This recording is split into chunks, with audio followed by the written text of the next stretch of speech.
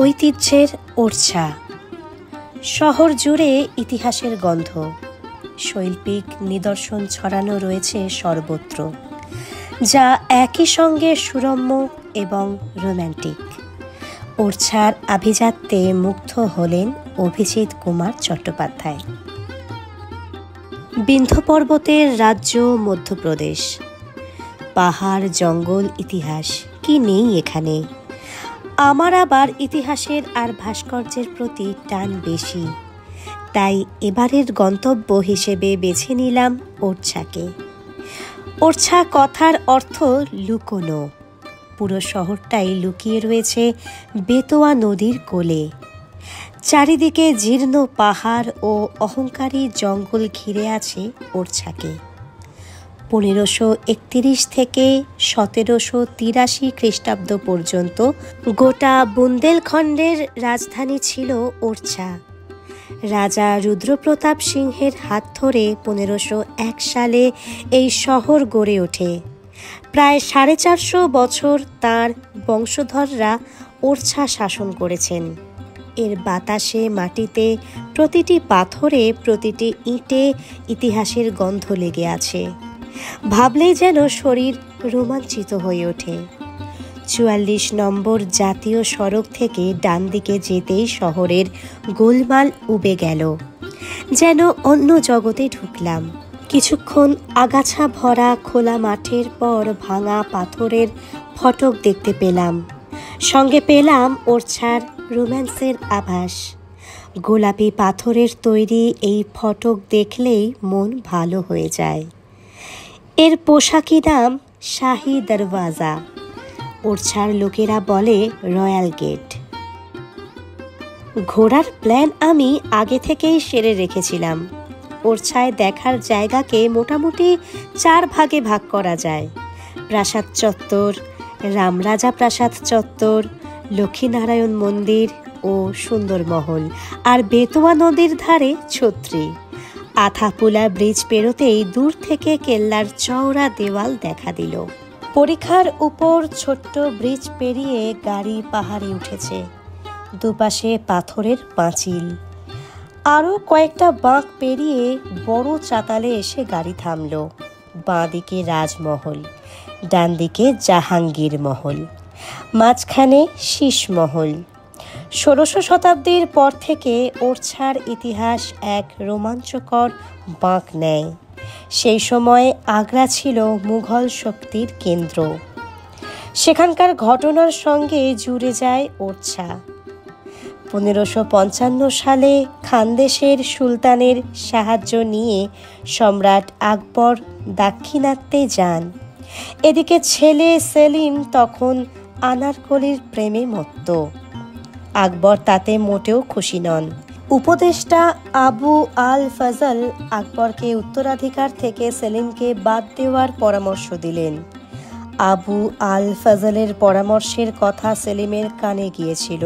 16 শতাব্দীর জুলাই মাসে সেলিম আকবরের বিরুদ্ধে বিদ্রোহ ঘোষণা করলেন। 1602 খ্রিস্টাব্দে আবু আল ফজলের সঙ্গে সৈন্যবাহিনী পাঠালেন আকবর। উদ্দেশ্য সেলিমের বিদ্রোহ দমন। বদৌনি হয়ে বাহিনীর যাওয়ার কথা। ওই সময়ে ওরছার রাজা মধুকর শাহের পুত্র বীর সিংহ যুদেও বদৌনির সামরিক প্রধান ছিলেন। সেলিম তাকে আবু আল ফজলের বাহিনীকে আক্রমণ করার অনুরোধ জানালেন। বীর সিংহ যুদেও শুধু যে আক্রমণ করলেন তা নয়, আবু আল ফজলের মাথা কেটে সেলিমের কাছে পাঠিয়ে দিলেন। সেই সময় থেকেই দুজনের বন্ধুত্বের শুরু। 1605 খ্রিস্টাব্দে আকবরের মৃত্যুর পর সেলিম হলেন সম্রাট জাহাঙ্গীর। আর প্রায় ওই সময়ই মানে 1592 সালে ওরছার রাজা হলেন বীর সিংহ যুদেও।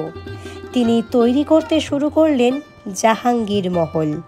তার স্বপ্ন ছিল তার বন্ধু সেলিম একদিন দিল্লির সম্রাট হবেন এবং এখানে এসে থাকবেন। জাহাঙ্গীর সম্রাট হলেন।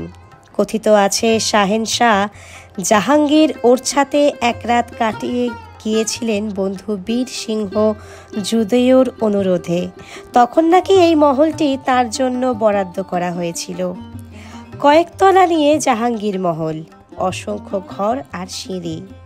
দেখলেই বোঝা যায় এই প্রাসাদ আধুনিক প্রাসাদের মতো নয়। ঘরগুলো বড় না হলেও অনেক জানলা রয়েছে, আলো হাওয়ার অভাব নেই।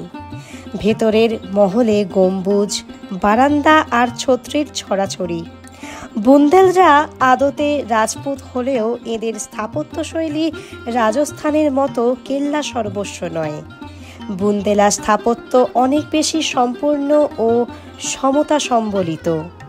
শান্তি আর সৌন্দর্যের এমন মিলন কোনো প্রাসাদ দুর্গে এর আগে দেখিনি। বুন্দেলখণ্ডের ওই ঢেউ খেলানো প্রান্তর আর তার সঙ্গে ইতস্তত ছড়িয়ে ছিটিয়ে থাকা বনের সরল সৌন্দর্য মিলেমিশে একাকার। মনে হয় এই তো যেন বুন্দেলখণ্ডের সৈন্যরা চলেছে ঘোড়া ছুটিয়ে আর চিৎকার করে বলছে, জয় বুন্দেল ও জয়। আগেই বলেছি, এই ওরছা শহর প্রতিষ্ঠা করেন রাজা রুদ্রপ্রতাপ সিংহ। 1531 খ্রিস্টাব্দে উনি রাজমহল তৈরির কাজ শুরু করলেও শেষ করে উঠতে পারেননি। রাজা মধুকর শাহের আমলে এই মহলের কাজ শেষ হয়। তবে জাহাঙ্গীর মহল ও রাজমহলের গঠনশৈলীতে বেশ ফারাক আছে। খেয়াল করলে দেখা যায় রাজমহলে কোনো গম্বুজ নেই। বেশ বোঝা যায় রাজমহল জাহাঙ্গীর মহলের অনেক আগেই তৈরি হয়েছিল। রাজমহলের প্রধান আকর্ষণ রাজা আর রানীর মহলের ফ্রেস্কো। দেখা যায় নানা রঙে আঁকা বুন্দেলি দেওয়াল চিত্র। রাজা মধুকর শাহ ছিলেন কৃষ্ণের ভক্ত, কাজেই তাঁর ঘরের দেওয়ালে দেখা যায় কৃষ্ণের জীবনের বিভিন্ন কাহিনীর ছবি। এদিকে রানী গণেশ কুমারী রাম ভক্ত, ফলে তাঁর ঘরে রামায়ণের গল্পচিত্রে দেওয়াল ভরা। বুন্দেলা ভিত্তিচিত্রগুলিতে রাজপুত ঘরানায় ব্যবহৃত আউটলাইন বা চীন দেশের চিত্রকলার প্রভাব দেখা যায় না। একই সঙ্গে বুন্দেলি দেওয়াল চিত্রে কায়ারোস্কিউরো রীতি এবং প্রতিকৃতি চিত্রও দেখা যায় না। কিন্তু বুন্দেলা ভিত্তিচিত্রকলা মুঘল ও রাজস্থানী চিত্রকলার থেকে সপ্তদশ শতাব্দী পর্যন্ত নিজেদের ভিন্নতা বজায় রেখেছিল, একথা বলাই যায়। এগিয়ে চললাম প্রাসাদের দরবারি আম আর দরবারি খাস দেখতে। দেওয়ানি আমের সামনে একটা ওপেন স্টেজ রয়েছে। ওখানে এককালে রাজনর্তকীরা নাচতেন, গানের জলসা বসত। সেখানে এখন মধ্যপ্রদেশ পর্যটন দপ্তরের লাইট অ্যান্ড সাউন্ড শো হয়। রাজমহলের দেওয়াল ঘেঁষে যে রাস্তাটা পূর্ব দিকে এগিয়েছে সেদিকে চললাম। চোখে পড়ল বাঁদিকে কিছু পুরনো বাড়ির ধ্বংসাবশেষ। ওগুলো নাকি ছিল মহারাজাদের হামাম আর বাগান। ফোয়ারা পেরিয়ে চোখে পড়ল একটা দোতলা প্রাসাদ, ওর নাম রায় পারভিন মহল। ওই প্রাসাদকে ঘিরে রয়েছে এক উজ্জ্বল ইতিহাস আর প্রেমের গল্প। রায় পারভিন ছিলেন সুদক্ষ নৃত্যশিল্পী, গায়িকা, কবি ও অসম্ভব সুন্দরী। ঘোড়া চালাতেও তিনি দক্ষ ছিলেন। তখন 1560 সাল। মহারাজ মধুকর শাহের পুত্র যুবরাজ ইন্দ্রজিৎ প্রেমে পড়লেন এই রায় পারভিনের। তাঁরই জন্য যুবরাজ ইন্দ্রজিৎ গড়ে তুললেন এই রায় পারভিন মহল। গান, প্রেম আর নূপুরের রিনিঝিনিতে ভেসে যেতে লাগলো এই প্রাসাদ। দেওয়াল জুড়ে আজও চোখে পড়ে তাদের প্রেম গাথা। রায় পারভিন আর ঘোড়ার পিঠে সওয়ারি যুবরাজ ইন্দ্রজিতের পূর্ণ নুরাল। বুন্দেলি শিল্পের এই এক চরম নিদর্শন, যা সারা ওরছাতে আর কোথাও নেই। মহলে আরও কিছুক্ষণ কাটালাম। ওরছায় সৌধের বাতাবরণের স্বপ্নিল ভাবের সঙ্গে আশ্চর্য সাজুজ্য পাওয়া যায় আশেপাশের বদ্ধ পরিবেশের। সব মিলেমিশে এমন এক মাধুর্য সৃষ্টি হয় যা অবজ্ঞা করা সত্যি কঠিন। রায় পারভিন মহল থেকে বেরিয়ে রাস্তা ধরে আরও এগোলে প্রাচীন শিব মন্দির, পরিষ্কার জনশূন্য রাস্তা, দেওয়ালে হলদে আর খয়েরি রং দিয়ে বুন্দেলি ছবি আঁকা। এগিয়ে চললাম শহর থেকে একটু দূরে লক্ষ্মীনারায়ণ মন্দির দেখতে। রাজা বীর সিংহের আমলে এটি তৈরি হয়। একে দুর্গ ও মন্দিরের মিশ্রণ বলা চলে। বুন্দেলি স্থাপত্যের উৎকৃষ্ট নিদর্শন এটি। চুন, পাথর আর ইট দিয়ে তৈরি এই মন্দিরে কামান রাখার জায়গা পর্যন্ত আছে। মন্দিরে কোনো মূর্তি নেই। গর্ভগৃহের চারপাশে খোলা বারান্দা। বারান্দার ছাদগুলি ফ্রেস্কো দিয়ে ঢাকা। কিছুটা কালের নিয়মে ফিকে হয়ে এসেছে, কিন্তু অনেক ছবি এখনও বেশ ভালো আছে। রামায়ণ, মহাভারত, কৃষ্ণের জীবনের বিভিন্ন কাহিনী, বিষ্ণুর বিভিন্ন অবতার, 1857 সালে ঝাঁসির রানীর যুদ্ধ সবই আঁকা আছে। ধৈর্য ধরে সব দেখলাম। ইতিহাসের একটা ঘটনা এখানে না বললেই নয়।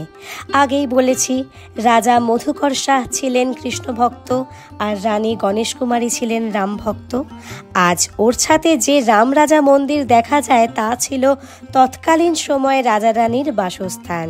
অনেক দিন ধরে রানী গণেশ কুমারীর ইচ্ছে ছিল একটি রাম মন্দির প্রতিষ্ঠা করার।